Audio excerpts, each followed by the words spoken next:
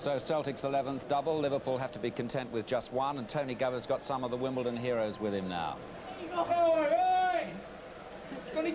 Well, with us in the interview room now, we've got little Dennis Wise, Laurie Sanchez, the goal scorer, and Vinnie Jones. We can show you the goal that's won the cup for Wimbledon, chaps.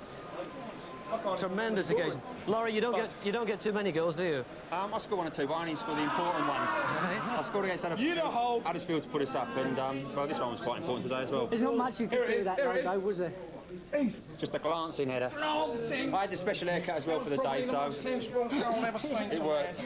Now, little Dennis, I've got to say to you, you seem to be involved, or he said you're involved in 75% of everything which produces a goal for Wimbledon, and it proves so again today. There it is. That's what nice to have. Here it is again, lower angle, look. Laurie, only the 5th of the season?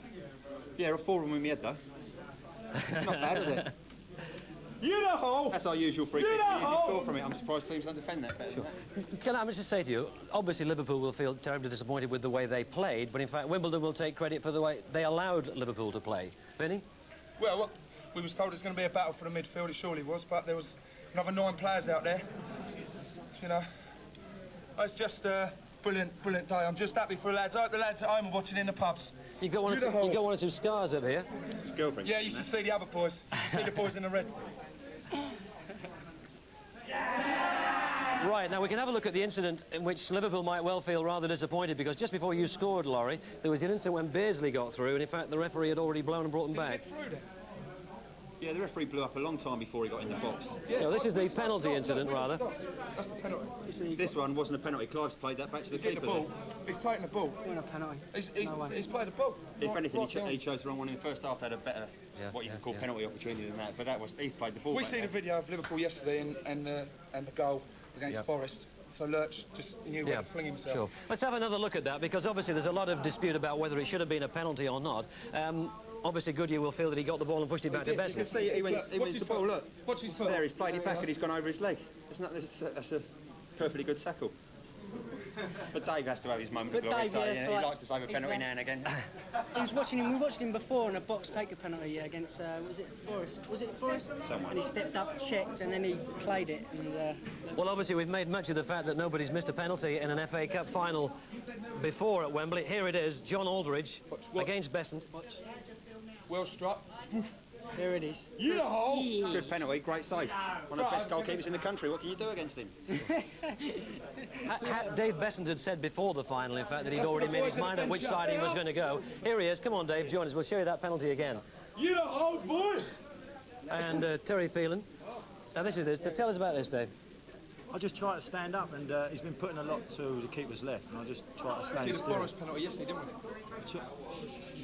He didn't do his shuffle. He didn't do his little stop and start, and well, I should have caught it. Really, I'm disappointed. When did you make your mind up that if when did you make your mind up that if there was a penalty, you were going to go to that side?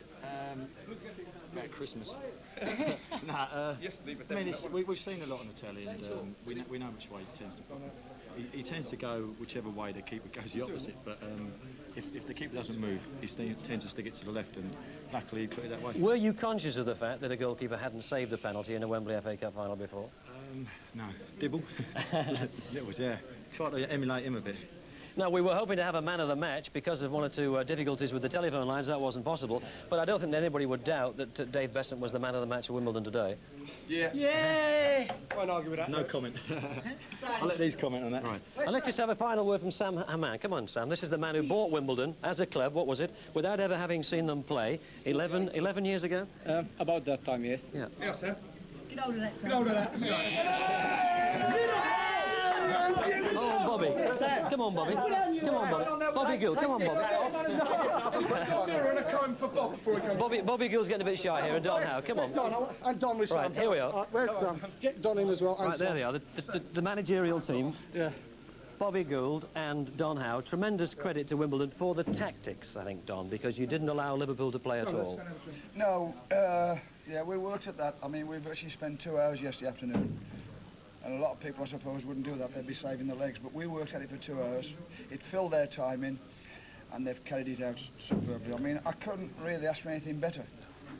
I know Liverpool were on top all the second half, but they never really created that much, and I don't really think it was a pen either. No. Bobby Gould, how do you explain the fact that you didn't really allow Liverpool, champions, the great side that they are, really to get a look in? We were in a position of believing in our ability, knowing that we've scored a lot of goals from dead ball situation, and as the master next to me said, they worked yesterday afternoon, and people were looking at us. They were still out working at 10 to 6 last night. And for anybody to think that you can't work before a cup final, you see, what we thought was that if we give them too much time, this lot, they too much time to think. So we're in a situation of working on a very, very warm afternoon, and I know that helped them through today. Sure. One quick final thought, Don. Wimbledon don't get a lot of credit for the way they play, but I think they've impressed a lot of people here this afternoon. Well, that's right. I mean, for some unknown reason, and I really don't know, I think it's a little bit of kind of... people look down their nose at certain people who want to work and graft, you know, and we have a terrific example. This club's a terrific example to the rest of football. There is room at the top. It shouldn't be Manchester United and Liverpool and all these teams every year. Yeah. But to hear a lot of people talk, that's all they want. You know, that's wrong. That's not how things should be.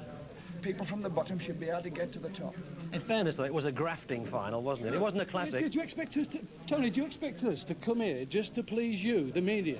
Because we don't come here to please you. We come here to win, and we've grafted, and we've won. We've worked since we went home to West Bromwich Albion, at Mansfield, at Newcastle, against Watford, at Luton. We work, Tony, and that's the name of the game.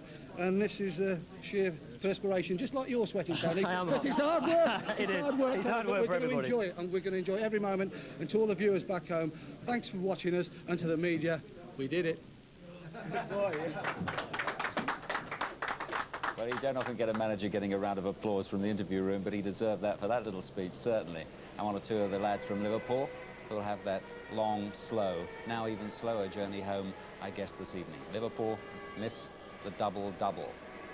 Well, fellas, I guess that justice was done in the end, I think, don't you? No complaints on the day about the result.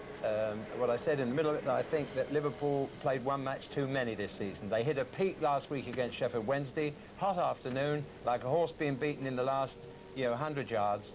I think they just ran out of steam. Still a great season for them, but well done, Wimbledon. And an extraordinary day for the goalkeeper, captaining a side here for the first time. A lot of people saves say the penalty. Yeah, wonderful. Well, he was man of the match, obviously. People say that goalkeepers shouldn't be captains, and obviously there's an argument for that as well. But obviously, from my point of view, with Bobby and Don, who are very close friends, I'm absolutely delighted. I think, actually, they've probably done the rest of the Football League a disservice, because next year Liverpool will be coming out to show that they can really play a lot better than they played there. But it's a wonderful, wonderful achievement. He was searching for you, Bobby, no doubt.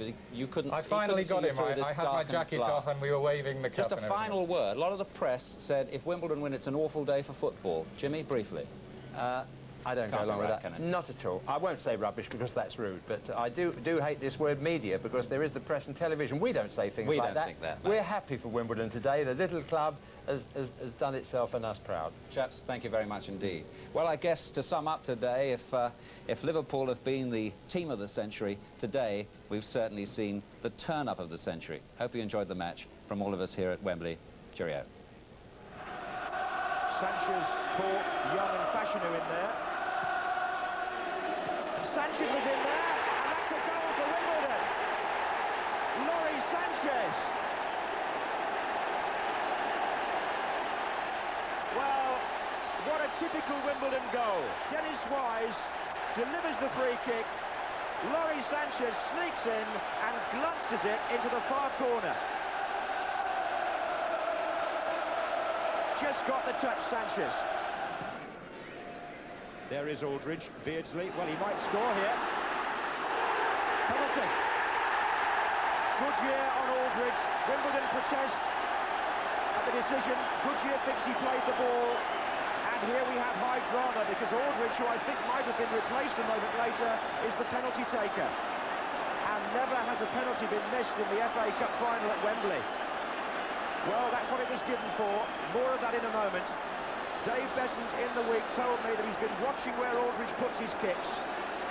Aldridge, in fact, was the player fouled himself by Goodyear. Looked a bit harsh to me. Jimmy Hill in a moment on that. Besant thinks that, or thought the kick might go to his left or the right as we look if Aldridge decides to go the same way as in the semi-final.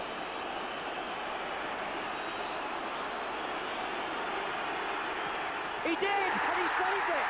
And maybe in history. The first time ever that a penalty kick has not been converted in the FA Cup final here. And Besson did guess right. His homework paid off.